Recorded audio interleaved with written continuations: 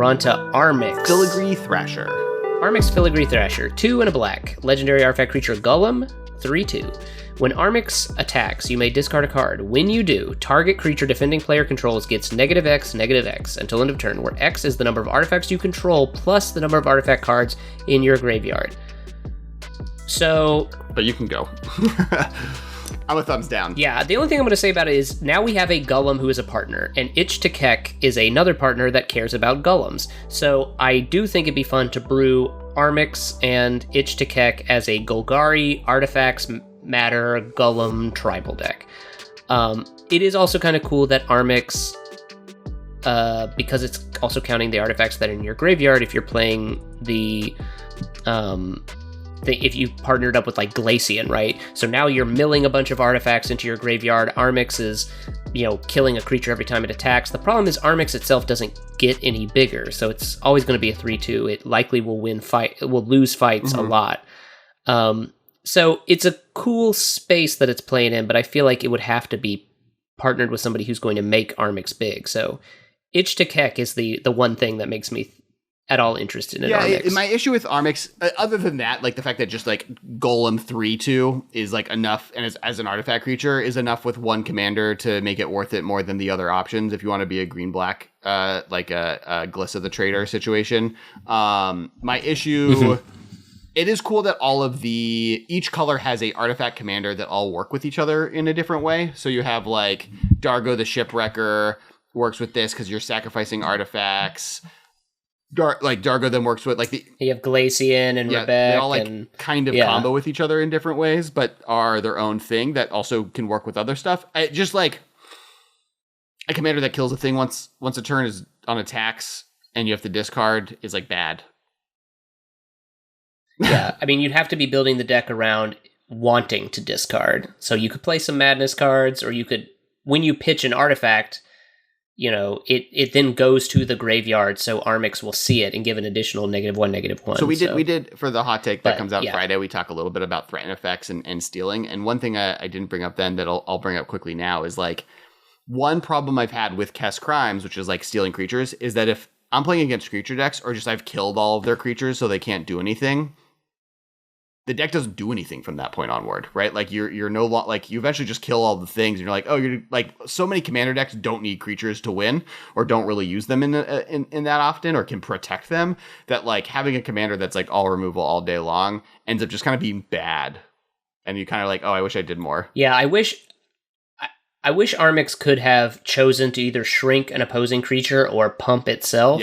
Yeah. But it's an uncommon, and already its text box has 1 million words in it, so... If I were to choose, I would have it -2/-2 to target creature, or remove X target counters from target permanent. Oh, like a Hex Parasite. Like a Hex Parasite commander. I think that would have been a lot... then you could do cool stuff, right? You could do 2020 big dude shenanigans, or you can do... Like, you can remove counters. Oh, Dark Depths, yeah. Like, kill a planeswalker or whatever. So, like, you can do a little bit more fun things with it, I think. And it, like, works with charge counters in a cool way. Like, I think that would be would have been more fun. Next is Falthus Shadowcat Familiar, 2 and a black, 2/2. Commanders you control have Menace and Death Touch. I'm a thumbs down, other than it's a cool Nightmare Cat. Yeah. There's maybe a command. My one thing that I want to bring up, actually, okay. So there is a cycle of familiars that are partners. They're all uncommon, and I'm wondering if they are all from Strixhaven. They all have a similar art style that is this sort of like twisted fairy tale sort of style, and they're all pictured in environments that seems like it could be around a Hogwarts-style castle, and I wonder if that's something that's linking the 5 familiars, if they're all like preview cards from Strixhaven. I put money that they are. I would even go as far that it's possible that they are all also I know there's 7 colleges, and I would go as far as to say that they all feel like they are representative of those colleges. I also think they're all creature types that are relevant for...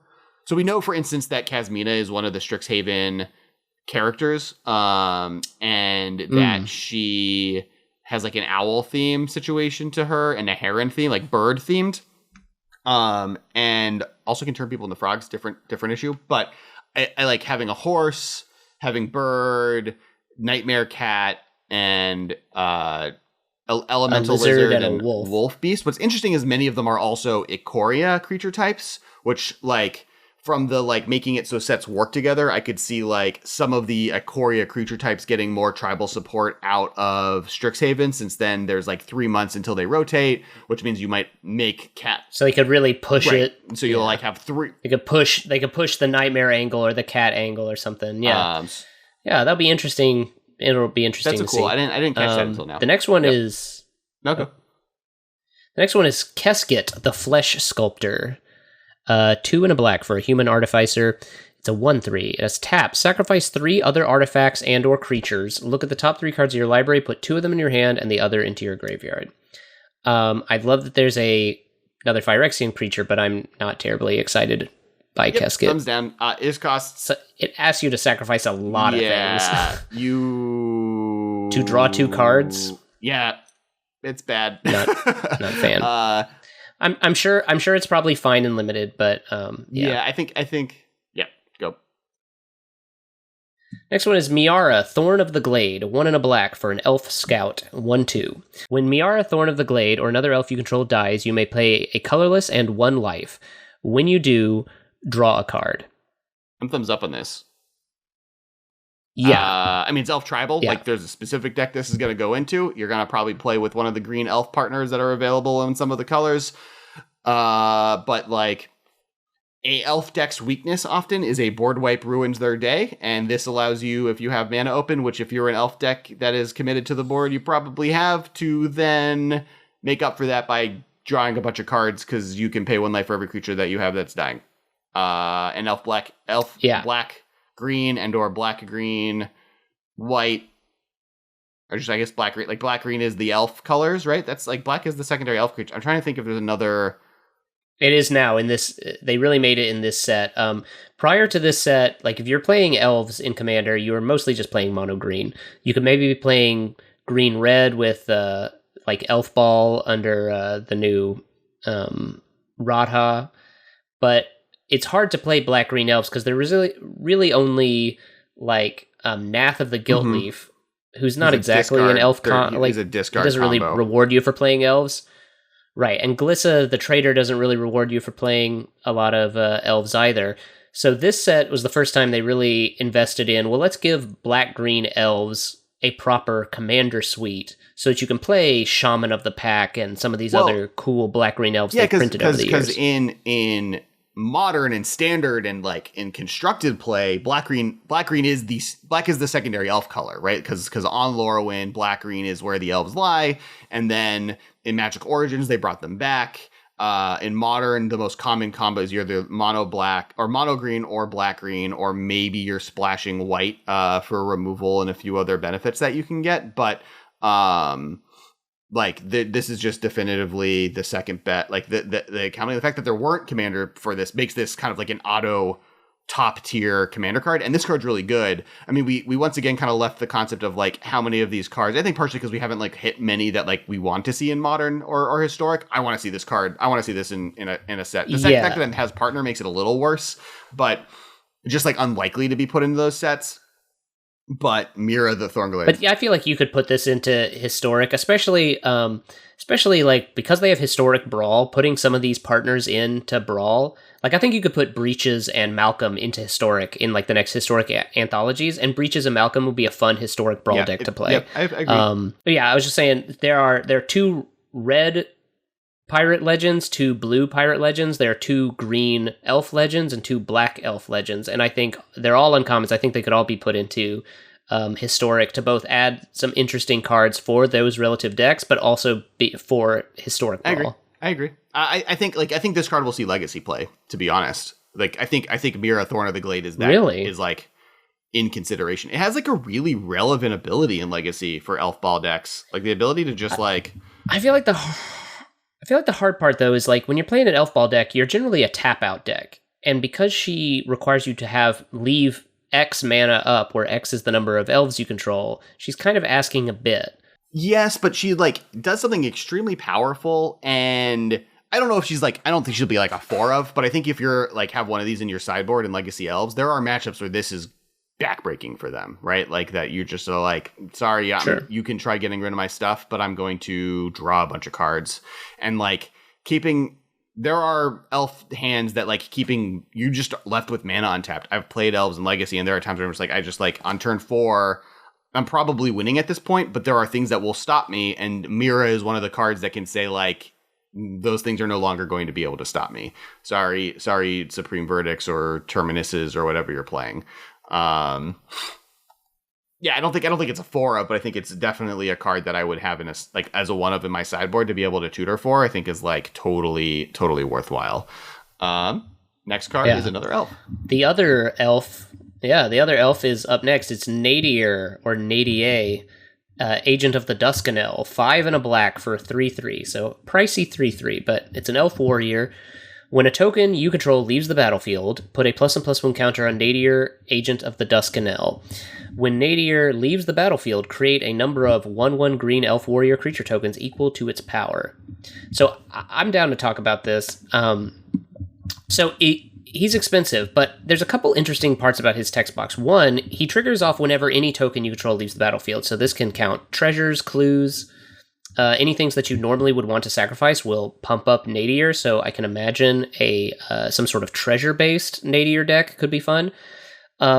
It's also cool in that his text reads a lot like Alinda the Duck Scrows, which is a pretty powerful commander in and of herself, but this allows you to play like Nadir with one of the green elf commanders, and now you can play just like Alinda does for vampire tokens, you can play with Nadir. It's also cool that when he leaves the battlefield, you create equal to his power, not equal to the +1/+1 counters on him. So even if you don't get to pile too many counters on him, you'll get a minimum of 3 elf warrior tokens when he leaves the battlefield. And it says leaves the battlefield also. So if you blink him or if he gets bounced, you get the tokens. So he doesn't have to die either. So I could see him in a deck with like Conjurer's Closet or something like that. So I think as far as the uncommon commanders in this set go, I actually feel like he has a lot of versatility of, there's a lot of things going on in his text box. Yeah. I think my issue here is that he's a 6 mana. Like, I will say as far as 6 mana goes, that the fact that he will always gain value, right? He's like always, because he'll leave the battlefield, eventually get 1/1. So if you like get blown out, you're fine. And yes, he is in a tribe where being able to play him or her with other ramp cards gets you to the right spot. And a lot of words on this card that are good in a lot of different strategies. They're good in +1/+1 counter theme decks. They're good in token making strategy decks. They're good in sacrifice aristocrat style decks. So they have a lot of, and they're good in elf decks. You'd play Nadir. Yeah, you'd play Nadir in Alinda or in Teysa Karlov, for example. So yeah, and they're cool. and warrior decks even. Yeah. Next is Sengir the Dark Baron, 4 black. Legendary creature, vampire noble, 4/4, flying. Whenever another creature dies, put 2 +1/+1 counters on Sengir the Dark Baron. Whenever another player loses the game, you gain life equal to that player's life total as the turn began. So you will. If I killed Marshall in a game and they were at 10 at the beginning of the turn, I gained 10 life, which is an interesting thing to have to pay attention to. Right. When you're playing Sengir the Dark Baron, it's good that you should have a way to keep your life totals that is written down. So you could be like, well, Alex, I understand, but you were at 17 to start the turn. I know that I had Blood Artist in play and drained you for 1, and then you fetched in response, but that was after you started your turn, so I gained 12 life. Yeah. I'm actually thumbs down on this card. This card's really disappointing for how hyped people were that Baron Sengar was going to get a card. I get that they were like building on old-timey cards that are relevant, but I like have no... It's fine. Yeah, I think it would have been nice if either white or red had a partner commander that was a vampire so that it could push you towards some sort of vampire tribal in either black, white, or black, red. He does grow real fast, and it's whenever any other creature dies. So you could put him in a token deck. He could get real big real fast, and he does have evasion. But 6 mana for a flying does a lot of, like, kills you with commander damage is, like, not a thing that I'm, like, that excited by. It's cool. Yeah, not to rain on anyone else's parade. If you like Singer, great. I don't think it's a terrible card. It's just doesn't excite me. I guess I wish the second ability was cooler. I like what it's paying attention to, and I think it's really cool that it's paying attention to it, but that all that you do is gain life, I think is really boring. Like, I almost want it to be like, do that much damage, or that's where you get +1/+1 counters, is like when an opponent dies, he gets that many +1/+1 counters to the life difference. Oh, like Blood Tyrant, right, or whatever. Or like that. I mean, I guess the cool thing about Singer is if you're all in on Singer, he's going to get big real fast, and so he will often be killing people with commander damage. So they could be at like 80 life when you kill them with commander damage, and you get that's true. There's I just wish it was a little bit cooler. Next card, and we do actually. Oh well, next card is Tevesh Zat, Doom of the Fools, 4 black legendary planeswalkers, Sazat. Whatever, 4 loyalty, +2 create 2/0/1 black for all creature tokens, +1 you may sacrifice another creature or planeswalker. If you do, draw 2 cards, then draw another card. If the sacrificed permanent was a commander, -10, gain control of all commanders, put all commanders from the command zone out on the battlefield under your control. Tevesh Zat, Doom of the Fools can be your commander. So hyped. And it has partner. Yeah, this card's really, really, really sweet. I'd be hyped if it didn't have partner. Yes. Like, if this guy had just been the face commander of like that, like he's so much more exciting than Obnixilis. He's the Obnixilis face commander. You know, like they definitely learn. I'm really excited by. Honestly, I'm sad because I have a Malfegor deck that I like love. It's one of my favorite decks as a red black deck, and I don't want like 2 of them because I was thinking of building Teversat and Jessica combo. As like a black red deck, but like he's so cool. Not even getting into the ultimate, making Thrall tokens is always fun. I like the Thrall token. The fact that you can then sacrifice it to draw cards is cool. And then like the ultimate on this card is so dope and so sweet and such an awesome effect that like I wish there are other ways to make it happen. I'm glad that we finally have something really cool and they were saving it for a good moment, because like pulling commanders out of the command zone and putting it into play is such a dope ability that I like immediately interested in building a deck around this to do that to people. Just trying to accelerate to do it. Like put in your contagion engines, put in your chain veils. I mean, obviously you can partner him with a green partner and get your doubling season in there, but so Tevesh Zat's pretty exciting because he also like, I love this. If you can sacrifice a creature, if it was a commander, you get to draw up to 3 cards. So he can eat his partner, but also I feel like he kind of leans you into playing with partnering either with blue or with red, so you can get those temporary steal effects. So you threaten somebody, beat them with their own creature, and then feed it to Tevesh Zat. And if you stole their commander this way, then you kill their commander, draw an extra card. Oh my god, the value. The fact that his plus effects, like both of his plus and his minus, are cool because they don't specify whom's commander.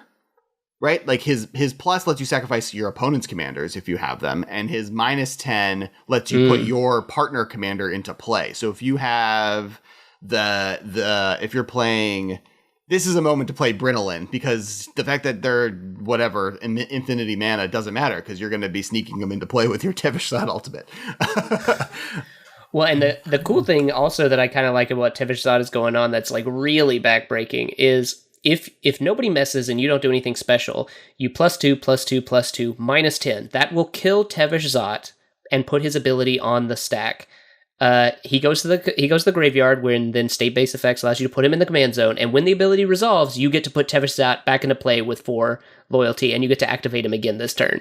So you can, if you steal everybody's commander with the ultimate, and somebody has a commander that's like lame and isn't going to do anything for your deck because you're like Norin the Wary or something, you don't want to give Norin the Wary back to them. Well, you can +1, sacrifice Norin the Wary, and get to draw your cards off of him. And or be nice, like, hey, we got a deal. You let me Tevesh Zat ultimate on you're the only one that can attack it. You let me Tevesh Zat ultimate. On my next turn, I'll sacrifice your commander to give it back to you. Right. Or I can do it the turn that I steal it. I'm going to steal everybody's thing. My Tevesh Zot gets put back into play, and I will sacrifice your commander so you can put it back in the command zone. Yeah, and just like do it right now, and then you're like, there we go. Now you're ahead. I'm ahead. Our two enemies are behind. This card's super sweet. I'm currently brewing Tevesh Zot with Rograk, Son of Roga, because it turns out it's really great when you can pay 0 mana to draw 3 cards. I'd pay 2 mana to draw 3 cards. I'd even pay 4 mana to draw 3 cards. So they play really well together. If I was actually going to pick, I think Kamal, Heart of Kroza, is the actual cheetah thing into play. Because you get doubling season, so you get the green, and then now you're getting the 8-drop. Like that's a better choice than the blue, the uncommon that we refuse to talk about. Yeah. Last black card, and then we can. Also, we talked a lot more about Tevesh Zot in the hot take that comes out this Friday, so definitely recommend checking out Friday for the hot take. Tormod the Desecrator, 3 and a black zombie wizard, 4/2. Whenever one or more cards leave your graveyard, create a 2/2 black zombie creature token partner. That's tapped. Importantly, the token it creates is tapped. Thumbs up on this card. But I'm down. I'm down to talk about it. Yeah. Well, super hyped that they're able to get Tormod, a character that was mentioned in Alpha or in Antiquities, like the Dark. The Dark is when Tormod's Crypt first shows up. And there's you can call there's so many ways to exile cards out of your graveyard and make a bunch of 2/2 zombies and win the game when you cast this guy. Well, yeah, you got to do him one at a time because he's it's one or more. It's interesting they worded him in such a way where he doesn't actually combo with his Crypt, because if you Crypt yourself, you only get one zombie. Right. So you get 4 zombies a turn if you have something like the single exile a thing per turn. Right, yeah. If you tap your Relic of Progenitus, you get a zombie, then you can... But the interesting thing is they worded him so the cards don't have to go into exile. They just have to leave your graveyard. So if you... you could partner him with Ravos the Soul Tender. So every upkeep, you return a creature from your graveyard to your hand and create a 2/2 zombie. And it is worded the way that it's not that turn, right? So what you can do is do do them one at a time. Classic dredge where you're playing a Bloodghast and an Icarid, and you're playing all of the weird dirtily things that every time you Bloodghast, you get a zombie. And the interesting thing is actually I think Tormod probably makes a loop right with Gravecrawler, because if you cast Gravecrawler for 1 black, it leaves your graveyard, you get a zombie. Then if you sack that zombie to Phyrexian Altar, you get 1 black. Sacrifice Gravecrawler, you get a 2nd black, and then you repeat, gaining 1 black mana every time. So you can just make infinite black mana with infinite 2/2s Tormod, and infinite black mana. Yeah, that's really good. That on its own, Tormod is one of the first of these that you could just play you will play another partner because just Tormod and maybe that's what I do. Tormod Tevesh Zot is sweet together. That's true. You get to create free fodder to feed to Tevesh Zot, and then you're playing mono black, so you can play. You get to play the new Skyclave Shade and Bloodghast and Nether Trader, and they're all individual things like Gutter Bones. Little reassembling skeleton. This is making so I'm trying to make every color. I don't have a mono black one, and Tevesh Zot and Tormod. I love Tormod's Crypt. I love that 0 mana artifact. I've definitely tutored for it with Teleria West more times than I can count. This is dope. I'm so hyped. All right, we're here. We figured it out. I'm personally really I'm stoked also that Tormod the Desecrator is just a good guy for zombie tribal decks. I have a Verena the Lich Queen Esper zombies, and she's just great. She's my favorite so far of the zombie tribal lords you get to play, because you get to play all 3 colors that zombies show up in, and she just really gives you what you want. You're looting through your deck, you're filling up your graveyard, and then you can exile cards from your graveyard to make zombies. So if your board is ever having difficulty, you can just start exiling your graveyard to make zombies. And if Tormod is on the battlefield, you can pay 2 with her, exile 2 cards, create a zombie, create a tapped zombie. Yeah. So 2 mana, 2 cards, 2 zombies feels like a pretty good deal. Yeah. I need a lot of what's the 2 mana artifact, sacrifice a creature, mill yourself? it's the thing that equal to their toughness or whatever. It was the Hogat combo card. Alter of Dementia. I need like a lot of those. That card is moving up quickly to be one of my favorite cards of all time. I really like that card.